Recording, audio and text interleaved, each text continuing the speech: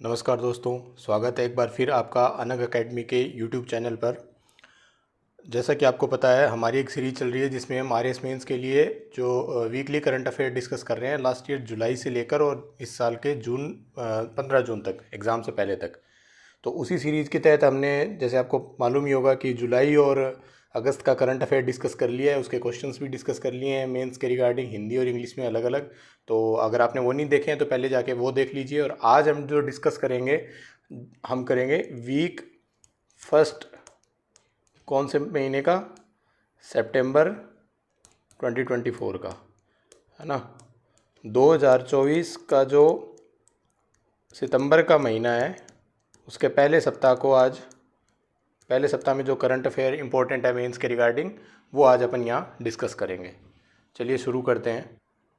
और हाँ, अगर आप चैनल पे नए हैं, अभी तक आपने चैनल को सब्सक्राइब नहीं किया है तो प्लीज़ चैनल को सब्सक्राइब कर लीजिए, ताकि जो आर एस मैथ्स के लिए जो हमारा कंटेंट हम प्रोवाइड करा रहे हैं वो आपको तुरंत उसको उपलब्ध हो जाए और उसका नोटिफिकेशन आपको मिल जाए। इसके अलावा एक नई सीरीज़ भी हमने शुरू कर रखी है, जिसके अंतर्गत जो अभी आर एस 2023 का इंटरव्यू चल रहा है 21 अप्रैल से, है ना।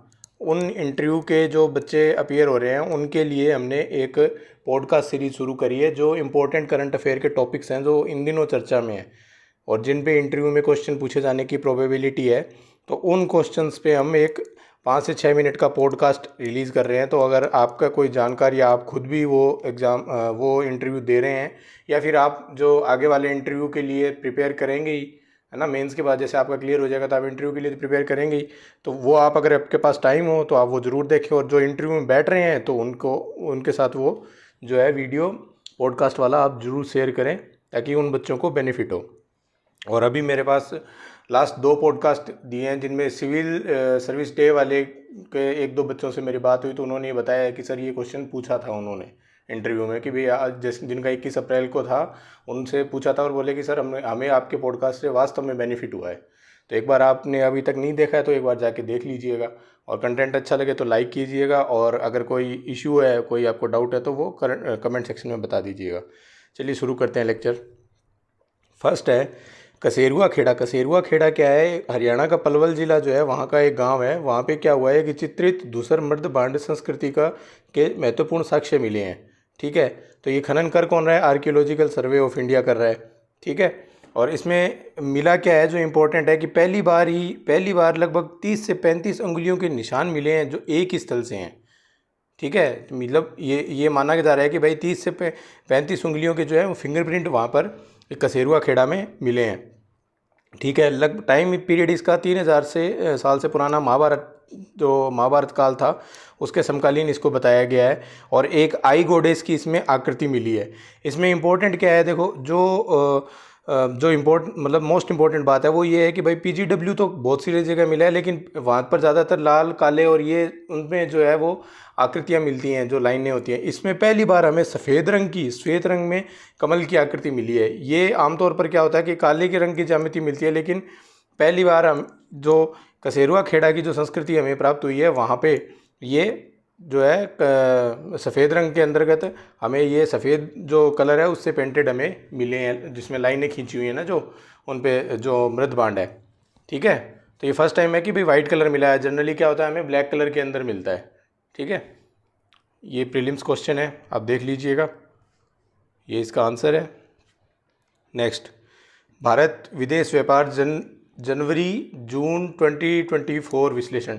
तो ये आप एक बार इसको छोड़ो, कारण ये है क्योंकि ये सिर्फ 6 महीने का है, जनवरी और जून के बीच का। मैं आपको बताता हूँ, अभी 2 दिन पहले तो रिपोर्ट आ गई है पूरे साल की, यानी 2024-25 कंप्लीट जो है उसका पूरा डेटा आ गया। तो उसके जो इम्पोर्टेंट फैक्ट हैं जो आपको मेंस में काम आ सकते हैं, आएंगे ही। आप कोई आंसर भी लिख रहे हो या फिर कोई ऐसे वगैरह में भी इकोनॉमिक रिगार्डिंग, तो वहाँ भी आपको बेनिफिशियल होगा। देखो क्या है कि राजस्थान, इंडिया के जो 3 प्रमुख देश हैं जिनके साथ इंडिया का सबसे ज़्यादा व्यापार है, वो कौन कौन से हैं? तो सबसे ज़्यादा तो है यूएसए के साथ।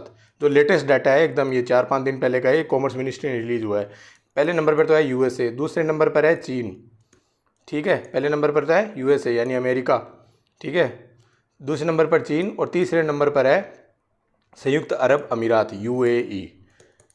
ठीक है, तो अब इम्पोर्टेंट बात क्या है कि भाई यूएसए के साथ हमारा व्यापार सरप्लस है, यानी हम यहाँ व्यापार अधिशेष में हैं।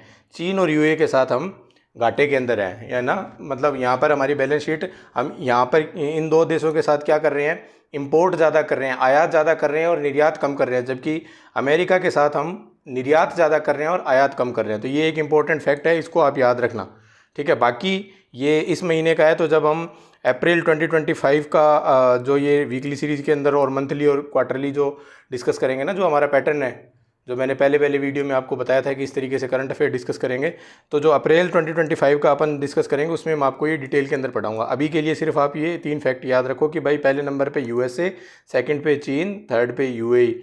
यूएसए के साथ हम जो है सरप्लस के अंदर है, यानी व्यापार अधिशेष में, और इनके साथ हमारा व्यापार घाटा चल रहा है, ठीक है। ये क्वेश्चन फिर ये पुराने डेटा के बेसिस पे इंपॉर्टेंट नहीं है, इनको आप छोड़िए। नेक्स्ट भाई एक उसी टाइम पीरियड में क्या हुआ था कि राजस्थान सरकार ने आदेश दिए थे कलेक्टरों को कि जो प्रदेश के गांवों में घुमंतु और अर्ध घुमंतु आवास विहीन परिवार हैं उनको 300 वर्ग गज जमीन का आवंटन हो। घुमंतु और अर्ध घुमंतु कौन से होते हैं, जैसे गाड़ियाँ लोहार और ये जो मतलब आपने देखा होगा सड़कों पे घूमते रहते हैं, मतलब उनके पूरी बैलगाड़ी होती है, उस पर पूरा अपने घर गृहस्थी लगा के और वो एक गांव से दूसरे गांव ऐसे सफ़र ही करते रहते हैं। इनके पीछे एक हिस्टोरिकल बैकग्राउंड है जो महाराणा प्रताप से रिलेटेड है, गडेरिया लोहार के लिए। उनमें ये माना जाता है कि भाई उन्होंने सौगंध खाई थी कि महाराणा प्रताप जब वापिस चित्तौड़ पर मेवाड़ पर जो है वो शासन करेंगे, उसके बाद हम शायद ऐसा कुछ, मेरे को एग्जैक्टली याद नहीं आ रहा, वो मैं आपको हिस्ट्री वाले के उसमें बताऊंगा, है ना। अभी एग्जैक्ट मेरे को गलत फिगर कोई फैक्ट बताऊं, उससे अच्छा है मैं एक बार रिकॉल करके आपको कोई नेक्स्ट वीडियो दोबारा ये टॉपिक कहीं आएगा तो अपन उसको अच्छे से डिस्कस कर लेंगे, ठीक है। लेकिन कुछ है, मेरे को एग्जैक्टली याद नहीं आ रहा है वो भी, ठीक है। तो ये मेन ये है कि भाई ये जो घुमंतु और अर्ध घुमंतु जो लोग हैं उनके लिए स्कीम लेके आए थे कि भाई 300 वर्ग गज उनको ज़मीन देनी है, किस रेट पर, 2 रुपये से लेकर 10 रुपये प्रति वर्ग मीटर के उस पर, ठीक है, ये रेट होगा। अब ये रेट इन्होंने किस पे डिसाइड किया है कि 1991 की जो जनगणना थी ना, उनके हिसाब से उस टाइम पे जो रेट था उसके हिसाब से इन्होंने डिसाइड किया है। नोडल डिपार्टमेंट कौन सा है इसका, पंचायती राज विभाग, ठीक है। तो 2 अक्टूबर 2024 को जो मुख्यमंत्री श्री भजनलाल शर्मा जी हैं उन्होंने इसको कर दिया, मतलब इसको लॉन्च कर दिया है, ठीक है। ताकि ये इस स्कीम को ये क्यों लेके आए हैं, ताकि वो लोग एक जगह स्थायी हों, ठीक है, स्थायी रूप से निवास हो। स्थायी रूप से निवास करेंगे तो उनको वहाँ पर मान लो कहीं गांव के अंदर रहेंगे तो उनको जो हेल्थ, एजुकेशन, ठीक है, एम्प्लॉयमेंट, इन सब की फैसिलिटी अवेलेबल हो। मतलब उस समय में, पुराने समय में कोई परिस्थितियाँ रही होंगी तब वो घूम रहे हैं, ठीक है। लेकिन अब जब विकास की गति इतनी तेज चल रही है तो उनको एक जगह रोक कर और उनको भी विकास की मुख्य धारा में जोड़ा जाना जरूरी है। इसी के लिए इस प्रकार की जो है समाज कल्याण की स्कीमें लाई जाती हैं, ठीक है। ये इस पे डिपेंडेंट, इस पे बेसिक जो क्वेश्चन है आप देख लेना, और ये आंसर है, ये प्रीलिम्स रिगार्डिंग क्वेश्चन है। नेक्स्ट है, ये बहुत मोस्ट इंपॉर्टेंट है जी। जो है एक एक्ट पास किया गया था, राजस्थान मृत शरीर का सम्मान कानून।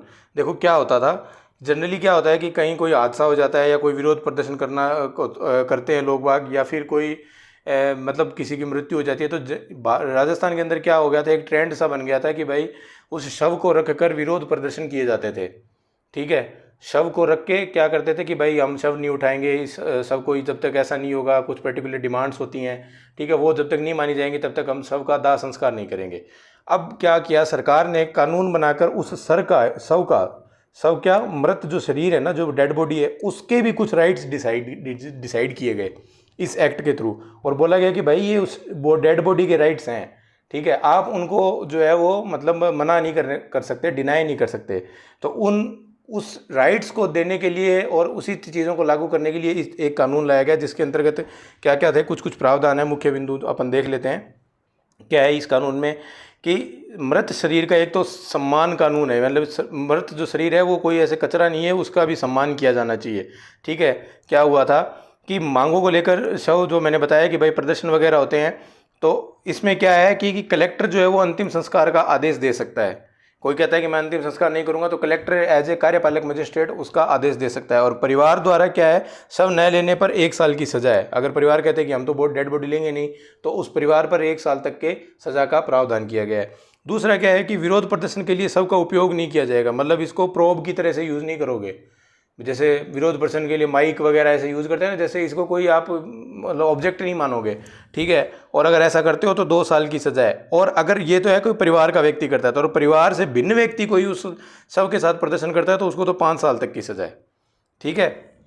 अब चूंकि क्या है, ये एक्ट तो पास हो गया, सब कुछ हो गया, लेकिन आपको भी पता है कि भाई कानून बनने के बाद उस पर नियम बनते हैं। अब इस पर क्या है, नियम नहीं बने। क्यों नहीं बने?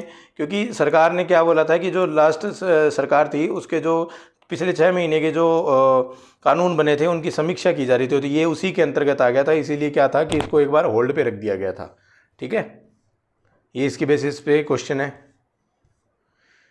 नेक्स्ट है निवेश रणनीति शॉर्ट सेलिंग की अवधारणा। ये आपका जो पेपर 1 है, पेपर 1 की यूनिट 3 का टॉपिक है। कौन सा? शेयर मार्केट और मैनेजमेंट वाला जो है ना, पार्ट बी जो है, यूनिट 3 का पार्ट बी है ना, शेयर मार्केट और उसमें वो वाला। उस शेयर मार्केट वाले के अंदर ये इंपॉर्टेंट है, जो 2 या 5 नंबर में मुझे लगता है पूछा जा सकता है। क्या है शॉर्ट सेलिंग? शॉर्ट सेलिंग क्या है कि भाई आपके पास मान लो 100 रुपये का शेयर है, ठीक है, और मुझे ये पता लग गया कि भाई आज इसके 100 रुपये के शेयर हैं, ये इस शेयर की वैल्यू 100 रुपये है, और जो है परसों सुबह इसकी वैल्यू 80 रुपये हो जाएगी, ठीक है। तो मैंने आपसे क्या वो कहा, मैंने कहा यार आप मेरे दोस्त हो, मेरे को ये उधार दे दो, क्या ये शेयर उधार दे दो। आपने मुझे दे दिया, मैंने ये 100 रुपये वाला शेयर आपसे ले लिया, ठीक है। अब मैंने क्या करा, मार्केट में जाके इसको बेच दिया, तो मुझे कितने रुपये मिले? 100 रुपये मिले, ठीक है। अब मेरी कैलकुलेशन थी कि भाई मैंने कुछ मार्केट स्टडी करी और उससे मुझे आइडिया लग गया कि भाई ये 80 का जाएगा, 80 रुपये का हो जाएगा। कब? परसों। मैंने परसों तक इसको होल्ड करके रखा, परसों ये चला गया 80 रुपये पर। अब आपने तो कितने में बेच दिया? 100 पे, ठीक है। आपने 100 रुपये लिए कैश, उसमें से 80 रुपये के अंदर वापस खरीद लिया। अब आपके पास कितने बच गए? 20 रुपये, और 80 में खरीद के मैंने आपको ये वापस दे दिया शेयर कि ये लो। तो आपके पास तो शेयर का शेयर बच गया, ठीक है। और मैंने क्या किया कि भाई मार्केट के ही स्टडी करके और अपनी दिमाग को लगा के मैंने 20 रुपये कमा लिए, ठीक है। तो ये इस तरीके की जो स्ट्रेटजी होती है इसको शॉर्ट सेलिंग बोला जाता है। मतलब शेयरों के अगर प्राइस में कमी होती है उसको बेचकर अगर मुनाफा कमाया जाए तो उस बेचना और ख़रीदने की जो प्रक्रिया होती है उसको शॉर्ट सेलिंग बोला जाता है, ठीक है। और एक ही दिन में बोले तो इसको इंट्राडे शॉर्ट सेलिंग। अगर ये एक ही दिन में किया जाता है, मतलब मार्केट खुला 9 बजे के करीब, जो 9:30 जो भी टाइम है, और मार्केट क्लोज होने से पहले आपने इसको बेच दिया और शाम तक इसकी रेट कम हो गई और आपने वापस खरीद के जिससे उधार लिया तो उसको वापस दे दिया, ठीक है। तो ये इंट्राडे शॉर्ट सेलिंग कहलाती है, ठीक है। तो ये होती है भी शॉर्ट सेलिंग, ठीक है। लास्ट ईयर बहुत ज़्यादा वो अडानी का कोई केस था, अडानी जो फर्म है उसके रिगार्डिंग ये बहुत ज़्यादा न्यूज़ में था। तो ये इंपॉर्टेंट है, ये क्वेश्चन पूछा जा सकता है, आप थोड़ा देख के जाना इसको, ठीक है। ये इसके बेसिस पे MCQ है। नेक्स्ट है पृथ्वी का अंतर्भाग भूमध्य रेखीय क्षेत्र में धीमी भूकंप तरंगे। देखो भूकंप तरंगे आप मेंस में पढ़ ही रहे होंगे। जो भूकंप की तरंगे होती हैं उनका सिर्फ नुकसान तो होता ही है, देखो धरती के ऊपर तो नुकसान होता है, लेकिन उनका एक साइंटिफिक यूज़ बहुत तगड़ा है। क्या? कि पृथ्वी की आंतरिक संरचना को जांचने के लिए मतलब उनकी स्टडी करने के लिए भूकंपीय तरंगों का अध्ययन किया जाता है, ठीक है। जो अर्थक्वेक की जो वेव्स होती हैं उनका अध्ययन किया जाता है। तो इन तरंगों के एक जो हल्का हिस्सा होता है ना, जो तरंगों का मतलब 2 तरीके की होती हैं, P और S, आपने पढ़ी होंगी। ये तो मेंस लिख रहे हैं तो आपको मालूम ही होगा, स्टैटिक में आप पढ़ ही रहे होंगे। तो इनकी जो हल्की तरंगे होती है उसका जो हल्का हिस्सा होता है इन तरंगों का, वो होता है कोडा, ठीक है। इसको क्या कहते हैं? कोडा। और ये जो एक क्षेत्र में मतलब कंटिन्यूस फैली होती हैं एक लेयर पे, तो उसको बोलते हैं सह संबंध तरंग क्षेत्र, ठीक है। तो इसमें क्या होता है कि इस तकनीक में जो अपन ये देखते हैं इंटरनल जो स्ट्रक्चर है, उसमें क्या कर रहे हैं कि कोडा का सह संबंध तरंग क्षेत्र है उसका विश्लेषण किया जाता है, ठीक है। कहाँ पर होता है ये तरंग क्षेत्र? ये सतह से 2890 किलोमीटर नीचे होता है। भूमध्य रेखा के चारों ओर एक विशाल गोलाकार क्षेत्र है, ठीक है। इसको क्या बोलते हैं? वैसे नाम क्या दिया गया है? टोरस। अब ये बोला गया है कि भाई जो स्टडी है उसने क्या बताया है कि भी इस क्षेत्र में भूकंपीय तरंगे शेष अंतर्भाग की तुलना में 2% धीमी गति से यात्रा करती हैं। तो इस धीमी गति से यात्रा करने का कारण क्या है? तो ये माना गया है कि भाई इसमें कारण ये है क्योंकि इसमें सिलिकॉन और ऑक्सीजन है। देखा? तो अब मतलब हमें सिर्फ ये पता लगा कि ये धीमी गति से यात्रा करती हैं, और हमारी स्टडी से हमने ये पता लगा लिया कि धीमी गति से यात्रा करने का कारण क्या है? सिलिकॉन और ऑक्सीजन। तो हमें ये मालूम चल गया कि भाई पृथ्वी के आंतरिक भाग में सिलिकॉन और ऑक्सीजन जैसे हल्के तत्व तो अधिक मात्रा में है, समझे। तो इस तरीके से ये क्या है, भूकंप के जो जो तरंगें होती हैं उनका पृथ्वी के आंतरिक भाग का जो अध्ययन करने के लिए इनका उपयोग किया जाता है। ठीक है, इस स्लाइड का आप जो है वो ले लीजिएगा, स्क्रीनशॉट ले लीजिएगा ताकि आपको रिवीजन के टाइम पे सहूलियत हो। और एक बात मैं आपको इन्फॉर्म कर दूं कि कुछ बच्चे मांग रहे हैं कि भाई सर इसकी पीडीएफ प्रोवाइड करवा दीजिए। पीडीएफ हम प्रोवाइड करवा देंगे। देखो हमारा भी एक मोटिवेशन है कि हमने ये डिसाइड किया है, पहले हमने डिसाइड किया था कि भाई 1000 सब्सक्राइबर पे हम पीडीएफ प्रोवाइड कराएंगे। ठीक है, लेकिन अभी हम कह रहे हैं कि भाई 700 सब्सक्राइबर पे हम टेलीग्राम चैनल बना के और उसके अंदर ये पीडीएफ जो है वो शेयर कर देंगे। तो आप हमारी हेल्प कीजिए, इन लेक्चर्स को ज़्यादा लोगों के साथ शेयर कीजिए। आप शेयर करेंगे, देखो सब्सक्राइबर मिलेंगे तभी होगा। आपका भी नीड सबको होती है यार, है ना। तो अब कोई पैसे तो हम ले नहीं रहे हैं, सब्सक्राइबर ही दे दो तो उससे क्या है कि ताकि हमें भी मोटिवेशन मिले कि भाई लोग हमारे में इंटरेस्ट ले रहे हैं। अदरवाइज़ क्या होगा, हमें भी ये लगेगा कि यार ज़बरदस्ती मेहनत किस लिए करें, कुछ तो मोटिवेशन हो। और मोटिवेशन टॉपिक तो आपको पता ही है, आप पढ़ ही रहे होंगे, आपके सिलेबस में है मोटिवेशन, है कि नहीं। पेपर फर्स्ट के अंदर यूनिट 3 पार्ट बी।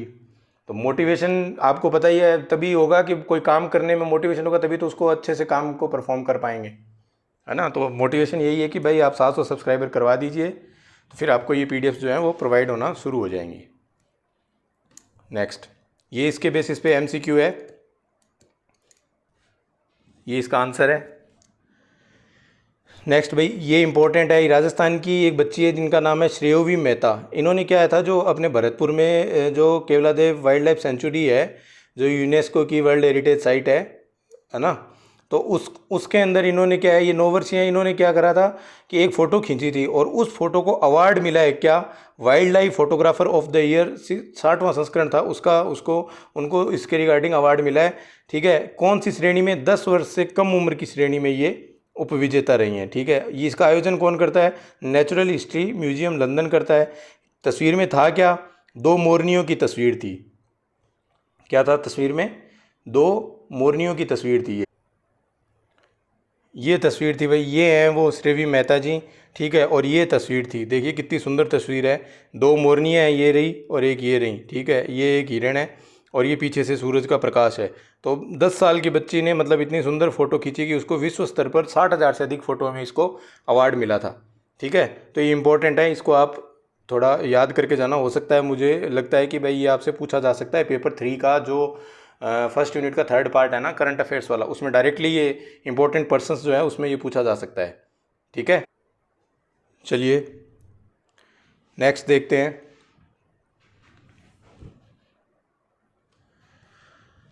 ये इस पे बेस्ड एमसीक्यू क्वेश्चंस हैं। नेक्स्ट है भी रमन मैग्सेसे पुरस्कार। रमन मैग्सेसे पुरस्कार को क्या बोला जाता है, एशिया का नोबेल पुरस्कार माना जाता है। ठीक है, ये किसको मिला 2024 का, ये दिया गया है गुयेन थी नोक फुओंग। कौन है ये, वियतनाम के चिकित्सक हैं। ये कौन है, वियतनाम के चिकित्सक हैं। ठीक है, इनको ये अवार्ड मिला है। इसके अलावा और किन किन को अवार्ड मिला है, एक थाईलैंड के चिकित्सक समूह को मिला है, किसके लिए, ग्रामीण स्वास्थ्य सेवा के लिए। एक इंडोनेशिया का पर्यावरण रक्षक दल है उसको मिला है, और एक जापानी एनिमेटर हैं जिन्होंने बच्चों के मुद्दों को एकदम प्रभावी ढंग से एनिमेशन के थ्रू दिखाया, उनको ये अवार्ड मिला है। इसके अलावा भूटानी एक शिक्षाविद हैं, उनको जो है कल्चरल जो हेरिटेज है, जो विरासत है, उसके संबंध में इसका जो है वो अवार्ड प्रदान किया गया। घोषणा कहाँ की गई, मनीला फिलीपींस में। ठीक है, नेक्स्ट ये एमसीक्यू। नेक्स्ट आ गया Paris Olympic, Paris para Olympic. जैसा कि मैंने आपको बताया था कि भी ओलंपिक की तरह पैरा ओलंपिक भी चलता है। ये इसके बारे में जो इनॉग्रेशन का जो डिटेल्ड लेक्चर था वो मैंने लास्ट वीडियो में आपके साथ डिस्कस किया ही है, जिसमें भाग्यश्री और सुमित अंतल जी जो है वो ध्वजवाहक बने थे, उनके बारे में मैंने बताया था। तो अगर आपने वो नहीं देखा है तो वो जाके लेक्चर देख लीजिएगा, आपको डिटेल में सब कुछ चीज़ें पढ़ाई हैं। अब अपन जैसे जैसे लोग मेडल जीतते जाएंगे, हमारे देश के जो खिलाड़ी हैं, है ना, उनका हम जो है वो यहाँ डिस्कशन करते जाएंगे। तो रूबीना फ्रांसिस ने क्या है, निशानेबाजी में कांस्य पदक जीता है कि कौन सी स्पर्धा में, 10 मीटर एयर पिस्टल SH1 में। ठीक है, तो ये इस स्पर्धा के अंदर पदक जीतने वाली भारत की पहली महिला पिस्टल निशानेबाज है। देखिए जो पैरा ओलंपिक होता है ना, उनकी जैसे आप अलग अलग तरीके से होता है। देखो पैरा ओलंपिक में जो दिव्यांग खिलाड़ी होते हैं उनका होता है, अब उनमें किस तरीके की दिव्यांगता है और उस हिसाब से ही उसमें क्या होता है कि वो अलग अलग तरीके की प्रतिस्पर्धाएं होती हैं, ताकि अब किसी के पैर में दिव्यांगता है और किसी के हाथ में दिव्यांगता है, तो जो अगर वो निशानेबाजी के या फिर शूटिंग या आर्चरी के किसी भी इवेंट में पार्टिसिपेट कर रहे हैं, तो वो अगर उनके पैरों में दिव्यांगता है तो वहाँ सभी प्रतिस्पर्धी क्या होंगे, पैरों वाले ही होंगे, जिनकी सब प्रतिस्पर्धियों की पैरों में ही दिव्यांगता होगी। तो उसी हिसाब से क्या होता है, कैटेगरी डिसाइड की जाती है। तो ये इन्होंने किस में जीता है, SH1 जो कैटेगरी है इसमें जीता है। ये इंपॉर्टेंट है, ये कैटेगरीज 1-2 बार क्वेश्चन में पूछी जा चुकी है पहले भी, ठीक है। और जबलपुर की रहने वाली थी ये, है ना। ये इसके बेसिस पे इनका MCQ क्वेश्चन है। नेक्स्ट है प्रीतिपाल। प्रीतिपाल ने क्या है, एथलेटिक्स में दूसरा कांस्य पदक जीता, ठीक है।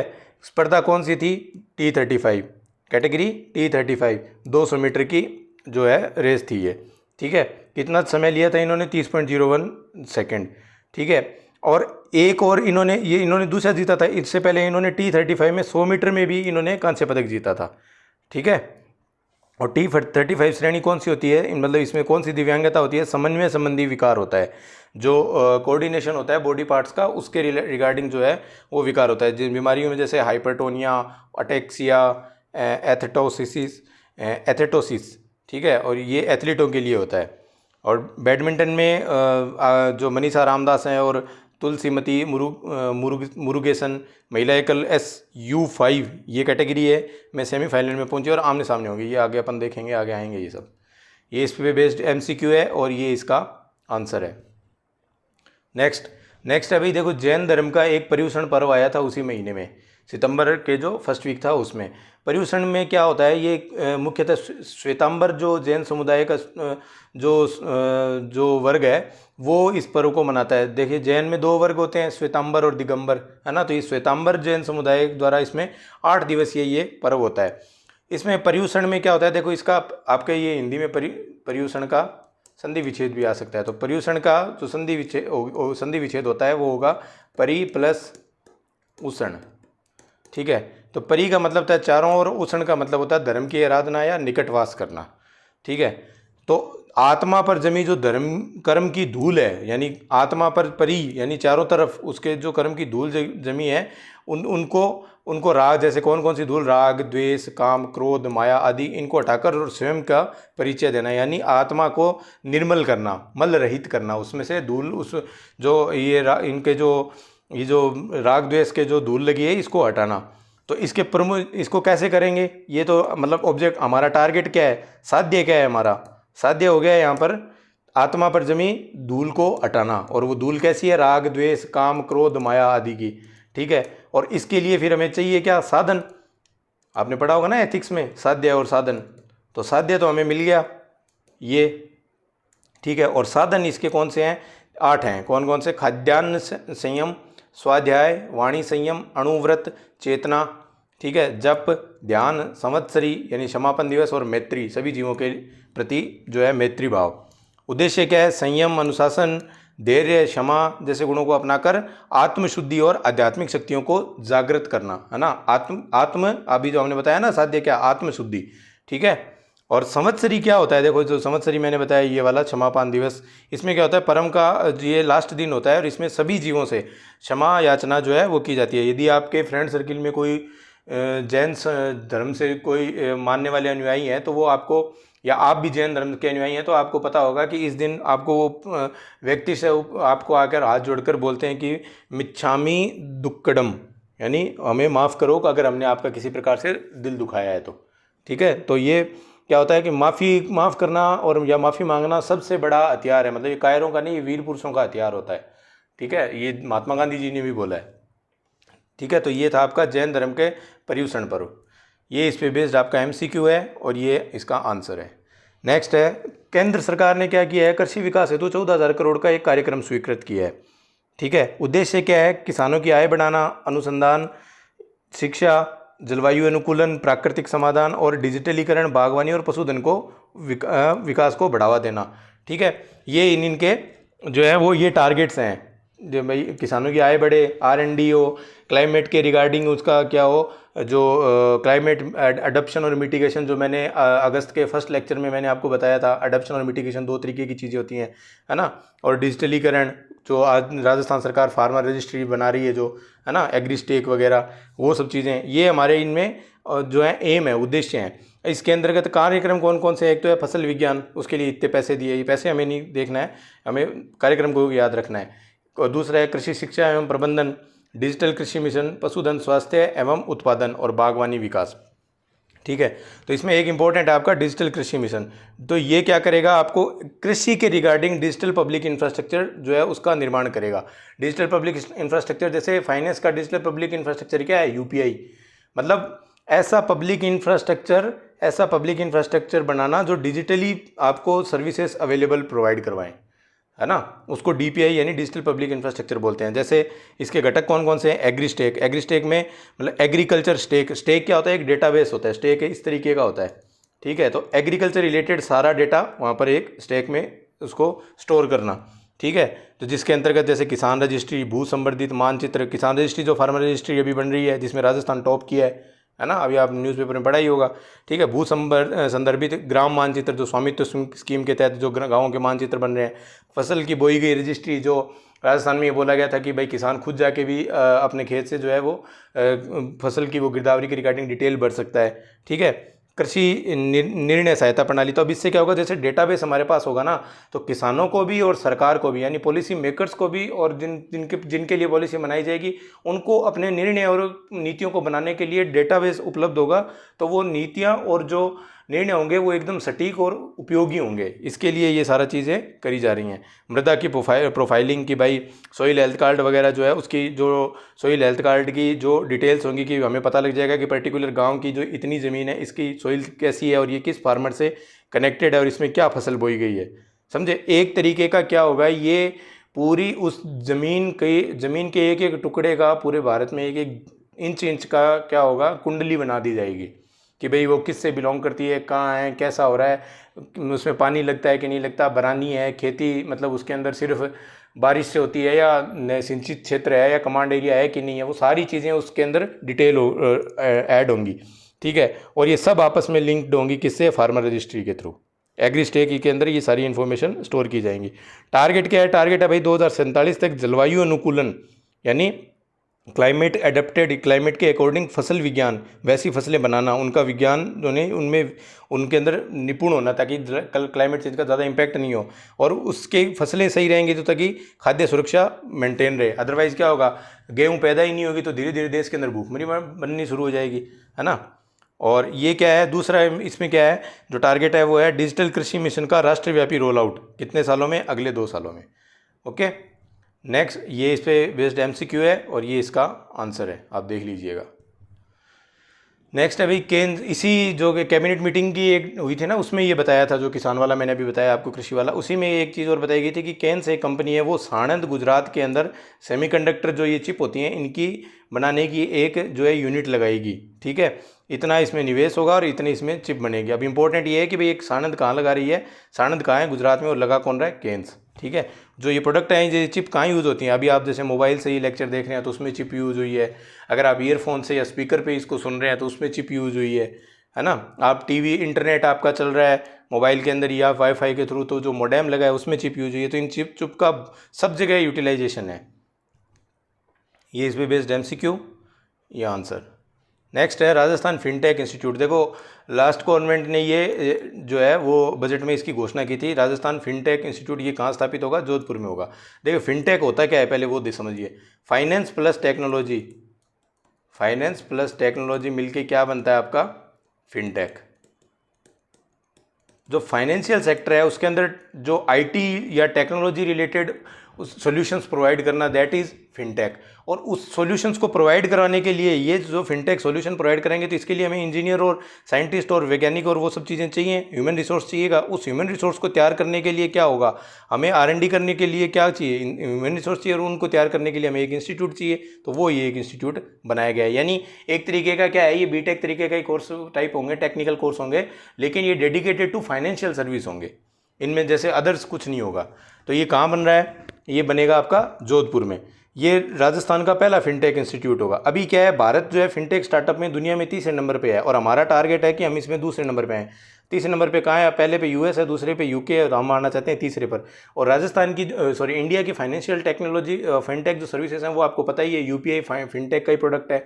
इसके अलावा जो एनपीसीआई है, national payment corporation of India, उसके बहुत सारे प्रोडक्ट हैं जो आप डायरेक्टली और इनडायरेक्टली यूज़ करते हैं, जैसे CBS कोर बैंकिंग सॉल्यूशन हुआ, आपका NACH हुआ, है ना, नेशनल ऑटोमेटेड क्लियरिंग हाउस, उसके बाद आपका AEPS है, आधार इनेबल्ड पेमेंट सिस्टम, है ना, ये सब क्या है, ये फिनटेक हैं। ओके, तो ये तो फैक्ट्स हैं, ऐसे कुछ इंपॉर्टेंट नहीं है। हाँ, इसमें क्या है, देखो 4 स्कूल स्थापित होंगे, स्कूल यानी 4 डिपार्टमेंट होंगे। इसमें कौन कौन से, एक तो होगा फाइनेंशियल इंफॉर्मेशन सिस्टम, दूसरा होगा financial instrument technology and market, यानी इसमें तो डेटा रिलेटेड होगा इंफॉर्मेशन सिस्टम में।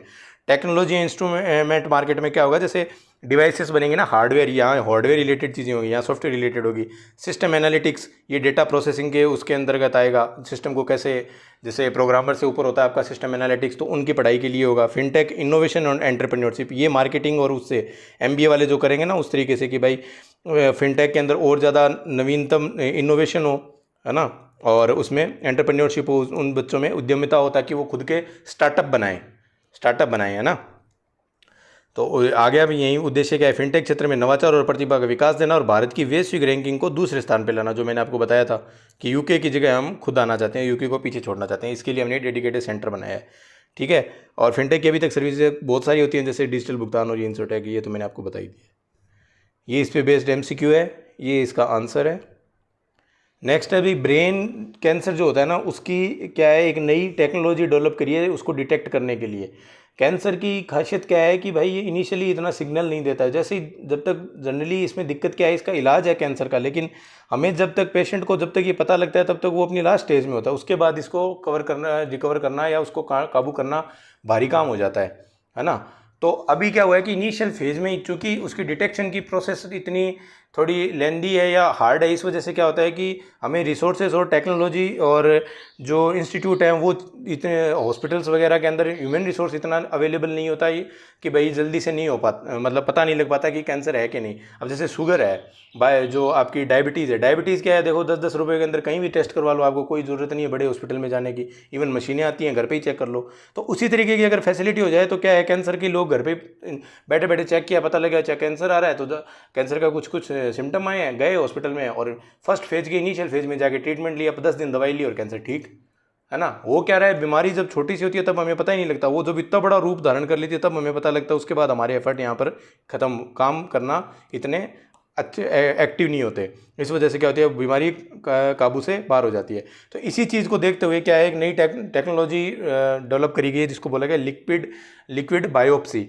इसके तहत क्या है कि एक बूंद से ही जो है उसके ब्लड का यूज किया जाएगा, और जो मस्तिष्क कैंसर है, मस्तिष्क कैंसर में भी कौन सा, विशेष रूप से ग्लियोब्लास्टोमा जो कैंसर है, उसकी डिटेक्शन जो है वो एक बूंद से ही हो जाएगी, यानी इजीली उसकी जो क्या है डिटेक्शन हो जाएगा। डिटेक्शन इजीली होगा तो उसका क्या होगा, ट्रीटमेंट और वो सब चीज़ें आसान हो जाएंगी। ठीक है, तो इससे लाभ क्या होगा कि जो पारंपरिक जो ट्रेडिशनल बायोप्सी की जो अपने टेक्निक यूज़ कर रहे हैं उसके कंपेयर में ये एक तो तेज़ है यानी फास्ट है, और कम एग्रेसिव है, कम मतलब आक्रामक, मतलब इतनी ज़्यादा वो आक्रामक नहीं है, नुकसानदायक नहीं है, और अधिक सटीक है, यानी कि इसके जो रिजल्ट्स हैं वो पहले वाली से कंपेरेटिवली ज़्यादा ऑथेंटिक हैं।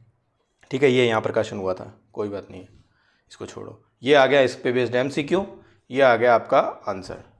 नेक्स्ट है 23वें विधि आयोग का गठन किया गया था। ठीक है, अब आपको पता है ये गठन किया गया था, अभी रिसेंटली इस विधि आयोग के गठन के जो अध्यक्ष हैं वो उनका जो वो सरकार द्वारा घोषित कर दिए गए, और किन्हें किया गया है, दिनेश महेश्वरी को। ये इंपॉर्टेंट है भाई, कारण क्या है, दिनेश महेश्वरी जो है ना वो राजस्थान हाईकोर्ट से ही एलिवेट होके सुप्रीम कोर्ट में गए थे, मतलब इन्होंने राजस्थान हाईकोर्ट के अंदर भी जो जस्टिस दिनेश महेश्वरी हैं, इन्होंने राजस्थान हाईकोर्ट में भी अपनी सेवाएं दी हैं। ठीक है, तो राजस्थान हाईकोर्ट का कोई व्यक्ति यदि पहले सुप्रीम कोर्ट जाता है, फिर सुप्रीम कोर्ट से वो विधि आयोग का जो है अध्यक्ष बनता है, तो उसके क्वेश्चन पूछे जाने की जो है प्रोबेबिलिटी बहुत ज़्यादा हो जाती है। ठीक है, तो इस टॉपिक को आप थोड़ा देखना, ये क्वेश्चन आपसे पूछा जा सकता है कि 23वें विधि आयोग के गठन का अध्यक्ष किसको नियुक्त किया गया है, तो दिनेश महेश्वरी जी को किया गया। अब देखते हैं विधि आयोग के बारे में। तो विधि आयोग 23वां था, ये कितने साल के लिए होता है, ये 3 साल के लिए होता है। ठीक है, कौन कौन इसकी संरचना में कौन होता है, एक तो पूर्णकालिक अध्यक्ष होता है, कौन होता है वो सुप्रीम कोर्ट या हाई कोर्ट का सेवारत या सेवानिवृत्त न्यायाधीश होता है, और 4 पूर्णकालिक सदस्य होते हैं, सदस्य सचिव सहित, यानी मेंबर सेक्रेटरी के समेत। पदेन सचिव सदस्य कौन होता है, पदेन सदस्य मतलब कोई एक पर्टिकुलर पोस्ट उस पर जो आ गया वो बाय डिफॉल्ट इस लॉ कमीशन का मेंबर हो जाएगा। वो कौन होता है, एक तो विधि कार्य विभाग के जो सचिव हैं और विधायी विभाग के सचिव हैं वो इसके मेंबर हो जाते हैं। ठीक है, 22वां विधि आयोग था जो उसका टेन्योर जो है वो 31 अगस्त को समाप्त हो गया। विधि आयोग का काम क्या है कि नए जैसे कानून वगैरह बनाने हैं उनके रिगार्डिंग R&D करके गवर्नमेंट को प्रोवाइड कराना, जैसे अभी वन नेशन वन इलेक्शन और ये सब जो चल रहे हैं एक्ट नए नए आते हैं, उन सब के जो इनिशियली क्या है विधि आयोग उन पे अपनी रिपोर्ट देती है कि भाई ये ऐसा पॉसिबल है तो कैसे करना है, कैसे नहीं करना, इसके प्रोज क्या हैं, कॉन्स क्या हैं, फ़ायदे नफ़े नुकसान, वो सब डिटेल्स विश्लेषण देके और वो आम जन और सरकार के लिए उपलब्ध करवाती है। ठीक है, ये कमीशन है, जैसे वित्त कमीशन होता है, वित्त आयोग होता है, उसी तरीके का विधि आयोग है, लेकिन ये संवैधानिक नहीं है। ठीक है, नेक्स्ट है भाई सुमित अंतिल और कुमार नितेश। इन्होंने क्या है स्वर्ण पदक जीते किसमें, पेरिस ओलंपिक। सुमित अंतिल मैंने बताया था भाला फेंक के खिलाड़ी हैं F64 कैटेगरी के।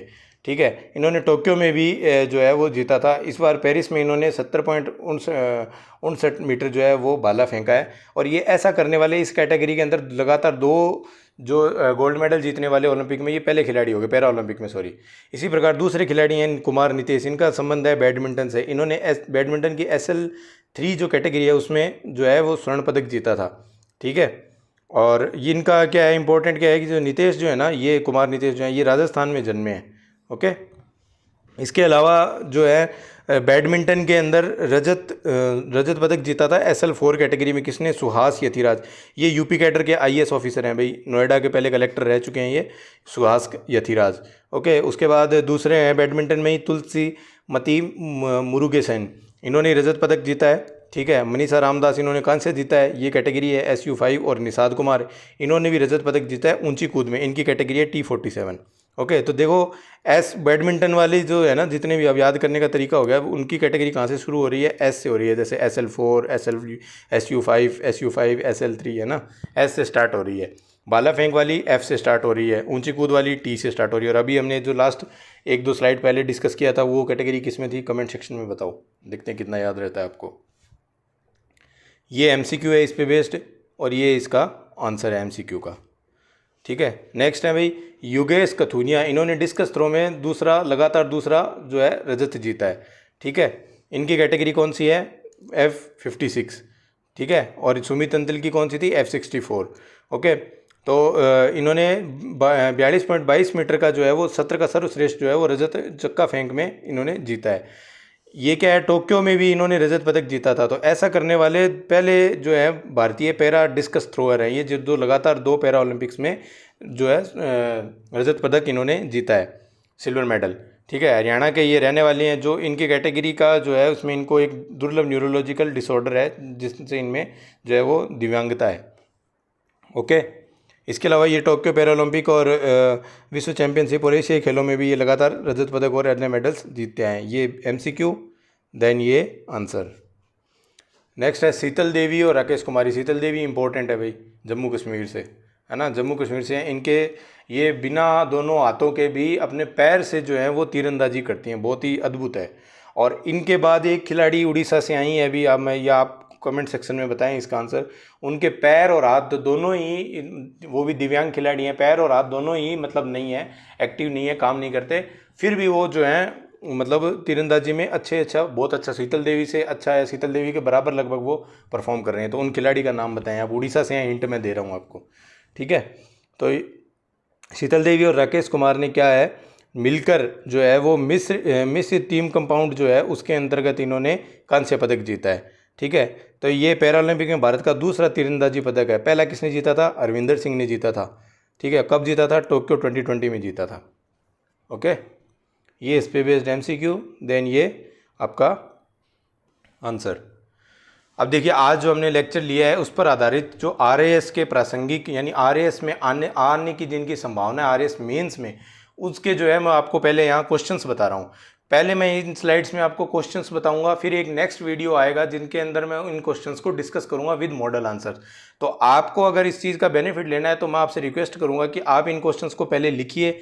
ये क्वेश्चंस आपको 2 अंक, 5 अंक और 10 अंक में, और 15, 50 और 100 शब्दों में मिलेंगे। ठीक है, तो जैसे ये इस स्लाइड का आप स्क्रीनशॉट ले लीजिए। ये आपके 2 अंक वाले क्वेश्चंस हैं, ये आपका 5 अंक वाले और 50 शब्द वाले क्वेश्चंस हैं। ओके, ये आपके 10 अंक और 100 शब्द वाले क्वेश्चंस हैं। आप इन तीनों स्लाइड्स का जो है वो स्क्रीनशॉट ले लीजिए। और फिर इन क्वेश्चंस को लिखिए। 7 मिनट के अंदर आपको इन तीनों क्वेश्चंस का लिखना है। 7 से अगर आप हद लेके जाओ तो 9 मिनट पे ले जाना बस। मतलब मैं तो कहूँगा 7 मिनट में इन सारे जो जितने क्वेश्चन मैं बता रहा हूँ इनको आप आंसर करो, तभी आप एग्जैक्ट एग्जाम वाला प्रेशर और अपने दिमाग से वो आउटपुट दिला पाओगे जो एक आपको एग्जाम हॉल में देना है। क्योंकि उस दिन आपके दिन में 2 पेपर होंगे 3-3 घंटे के, paper 1 paper 2, next day paper 3 और पेपर 4। तो 6 घंटे आपको राइटिंग लिखनी है। नहीं, हाथ को क्वेश्चन आता आता छूट जाता है लोगों का, सिर्फ प्रैक्टिस नहीं होने की वजह से। तो प्रैक्टिस ऐसे ही करो कि पहले से ही कि भाई आप उसी एग्जाम में बैठे हो। फ्री माइंड से लिखोगे, इनको 15 मिनट में लिखना है तो आराम से लिख दोगे, लेकिन आपको यही क्वेश्चन आधे टाइम में लिखना है, तभी आपका दिमाग जो है वो एक्टिवली जो है वो परफॉर्म करेगा। और एक चीज़ मैं बताऊं आपको, परफेक्ट लिखने के चक्कर में मत रहना। जो आपने इस लेक्चर में सीखा उसके बेसिस पे आप इसका आंसर करना, और फिर जो मैं नेक्स्ट आपकी वीडियो के अंदर आपको इसके मॉडल आंसर बताऊंगा, जो क्वेश्चन आंसर वाली हमारी सीरीज है उसके अंदर, है ना, तो उससे आप अपना जो है, जो आपका आंसर है और जो मॉडल आंसर है, इन दोनों को टैली करना और इसमें जो डिफिशियंसी रहे, जो कमी रहे, उसमें सुधार करना। और ताकि ये जो गलती आप कर रहे हो, जो मिस्टेक आप यहाँ करोगे, वो मिस्टेक आप एक्चुअल जो एग्ज़ाम है मेंस का उसके अंदर ना हो। यहाँ मिस्टेक होगी तो कोई बात नहीं है, हम उसको रेक्टिफाई कर लेंगे, हमारे पास टाइम है अभी। लेकिन एग्ज़ाम में गलती कर दी तो फिर हमें सीधा हमें क्या होता है उसका भाई परिणाम के अंदर जो है वो भुगतना पड़ता है। ठीक है, तो एक एक नंबर के लिए यहाँ फाइट है, तो उस हिसाब से आप ये स्क्रीन का आप स्क्रीनशॉट ले लीजिए। मैं वापस एक बार आपको दिखा देता हूँ। हिंदी और इंग्लिश दोनों में क्वेश्चन है। ठीक है, तो ये पहले हिंदी मीडियम है, ये तो है छोटे वाले 2 अंक वाले 15 शब्द, ये 5 अंक और 50 शब्द, स्क्रीनशॉट ले लीजिए पॉज करके। ये आपका 10 अंक और 100 शब्द, इसका भी स्क्रीनशॉट ले लीजिए। अब करते हैं इंग्लिश में। ये आपका 2 मार्क्स और 15 वर्ड्स इंग्लिश मीडियम के लिए। नेक्स्ट है आपका 5 मार्क्स और 50 वर्ड्स, और नेक्स्ट है आपका 10 मार्क्स एंड 100 वर्ड्स। तो उम्मीद करता हूँ आपने इसके स्क्रीनशॉट ले लिए होंगे, इन क्वेश्चंस को लिख लोगे आप। और अभी जैसे इसके बाद जो नेक्स्ट लेक्चर है मेरा वो इसी पे है, इनका मॉडल आंसर अपन जो क्वेश्चन आंसर है वो डिस्कस करेंगे। Okay, thank you so much. और अगर अभी तक आपने चैनल को सब्सक्राइब नहीं किया है तो once again I request you please do the subscription, so that आप जो है वो ज़्यादा से ज़्यादा बेनिफिट जो है इस सीरीज़ का उठा पाओ, ताकि 2-2 नंबर के लिए भी अगर कुछ गड़बड़ नहीं हो जाए। क्योंकि पिछली बार कट ऑफ कम रहने के बावजूद लोग जब अब मार्क्स आए हैं तब देख रहे हैं माथा पकड़ के बैठे हैं, एकदम 2-2, 3-3 नंबर से बाहर बैठे हैं लोग बाग, है ना। तो ये गलती नहीं हो, इसलिए आप चैनल को सब्सक्राइब कर लें ताकि सारे कंटेंट आपको ईजिली अवेलेबल हो। Thank you so much, have a nice day.